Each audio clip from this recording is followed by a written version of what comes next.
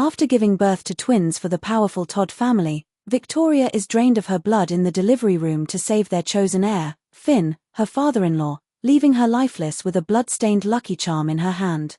7 years later, Victoria, now impoverished and scavenging the streets, is mute from the trauma of that fateful day. She raises her only daughter, Grace, alone. Meanwhile, her husband, believing her dead, visits her grave regularly, filled with regret and sorrow, unaware that she is still alive. One day, Victoria learns that Grace is being bullied at school. Rushing to the scene, she finds her daughter in tears, confronted by a small boy who is actually one of her long-lost twins, though she doesn't recognize him. Desperate to defend Grace, Victoria pleads with the boy, just as his grandmother arrives, having never met Victoria. The grandmother shoves Victoria to the ground, anxiously checking on her grandson, oblivious to the truth connecting them all. Meanwhile, the boy demands that the mother jump, claiming it's the only way to forgive the little girl. In a desperate attempt to prove her love and save her daughter from expulsion, the mother jumps. Grace rushes to her, kneeling and begging the boy to forgive her mother. As the grandmother leaves, Victoria lies seriously injured from the fall. Grace quickly fetches water for her mother, who begins to cough up blood. In a panic, she calls for a doctor. When the doctor arrives, he determines that Victoria needs brain surgery but cannot perform it himself. However, he knows of a skilled surgeon who can. Grace pleads to take her mother to this doctor, unaware that he is her father. Upon reaching the skilled doctor, Grace kneels and begs him to save her mother. In the chaos, her mother's Lucky Charm falls to the ground, resembling the amulet the boy had accused her of stealing. Grace cries out, "I'm not a thief. This was given to me by my mother." The doctor, intrigued, agrees to accompany her but warns that if he discovers she lied, there will be consequences. As they arrive at their impoverished home, the doctor questions why Grace lives in such a dirty environment. She smiles and explains that she and her mother collect trash to sell for food and her school fees, emphasizing her mother's hard work and love. Unable to bear the squalor, the wealthy CEO turns to leave, but Grace grabs his hand, pleading for him to wait. When the doctor opens the door to find Victoria missing, he accuses Grace of lying about her mother's illness. Grace insists her mother might be in the bathroom, asking him to wait while she fetches her. Meanwhile, the CEO's mother, who had been observing, is curious about the amulet that resembles their family heirloom. Suddenly, they hear commotion from the backyard. Rushing outside, they find Grace crying, "Mommy, wake up." As Victoria turns her face, the CEO's eyes widen in shock.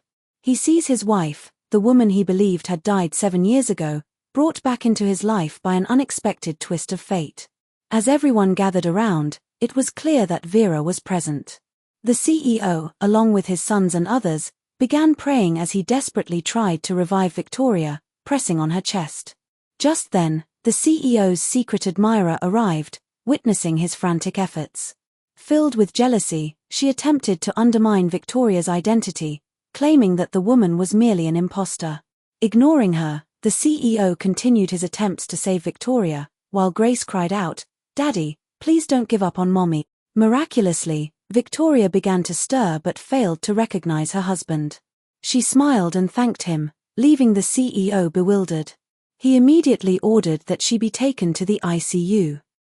Outside, a neighbor informed the CEO that Victoria was unable to recognize him due to memory loss from years prior. Panic set in as the CEO processed this devastating news.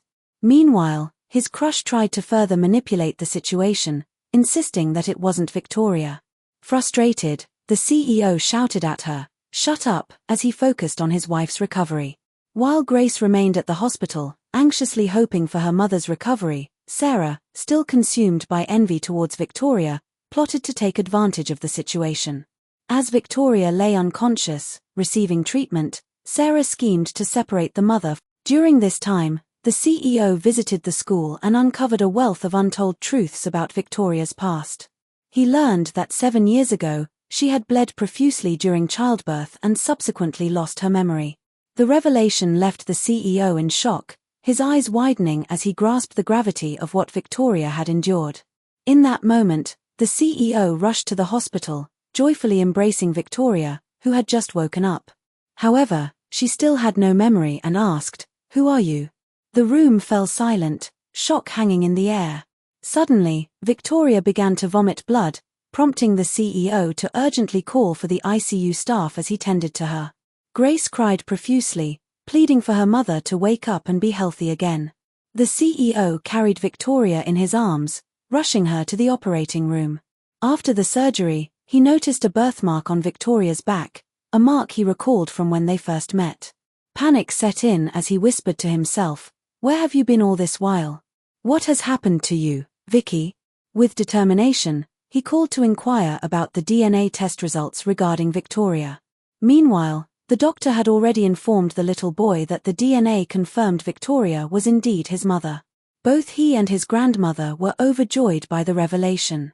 The next day, Victoria's wicked sister and her mother confronted Grace, demanding that she present herself at a press conference to denounce her mother, claiming Victoria was the cause of all their troubles. They threatened Grace with dire consequences if she refused to comply, insisting they would harm her mother and prevent any further medical treatment.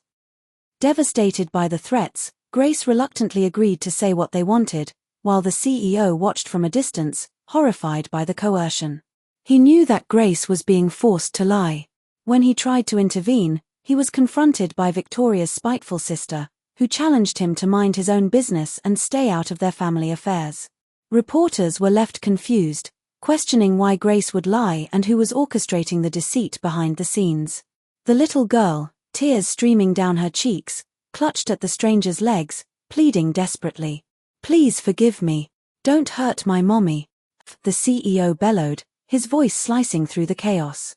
He bolted to her side, scooping her into his arms. "Don't worry, sweetheart. I'm here. I'll protect you." She managed a watery smile.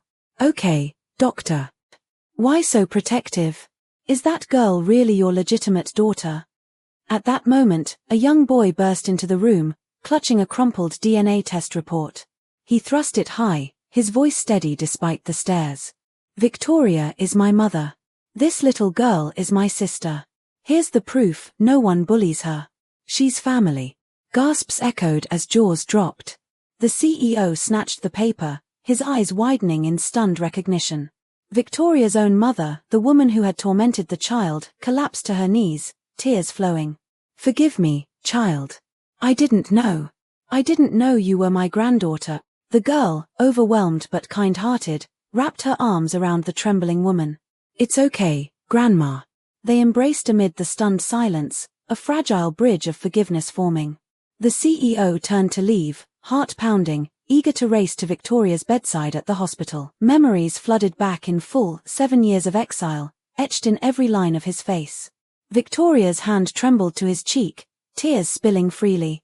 "I thought I'd never see you again." His own eyes brimmed, voice breaking.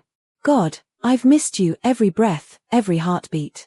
Their embrace was a dam breaking, sobs mingling, bodies clinging as if the world might tear them apart once more. For a stolen moment, the room held only them, raw and real. Pulling back just enough, he cupped her face, regret carving deep. "For 7 years, you haunted my dreams, your smile, your fire. I'm so sorry. I failed you, failed to shield you, to protect our daughter."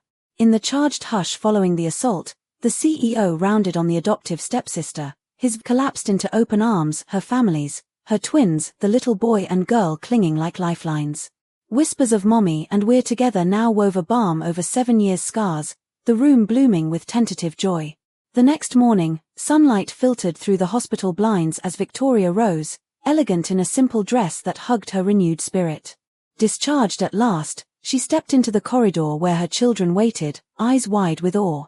"Mommy, you look so beautiful," the little girl breathed, echoed by her brother's shy grin. Victoria knelt, cupping their faces, her smile radiant. "Thank you, my loves. You're the best gifts I've ever known." Footsteps approached, steady, sure. The CEO drew near, his hand enveloping hers in warmth. He sank to one knee, gaze locked on hers, voice thick with vow. "My beautiful wife, you've endured so much, far too much. I promise, from this day, I'll shield you and our children with everything I am. No one will ever harm or haunt you again. I love you, for eternity." Tears glistened as Victoria nodded, her yes a silent symphony. The family encircled them, mother, grandmother, all mended fractures glowing in the light. Laughter mingled with relieved sighs, the shadows of drama dissolving into a tapestry of togetherness. And so, their story arched to its tender close, happily ever after, etched in unbreakable bonds.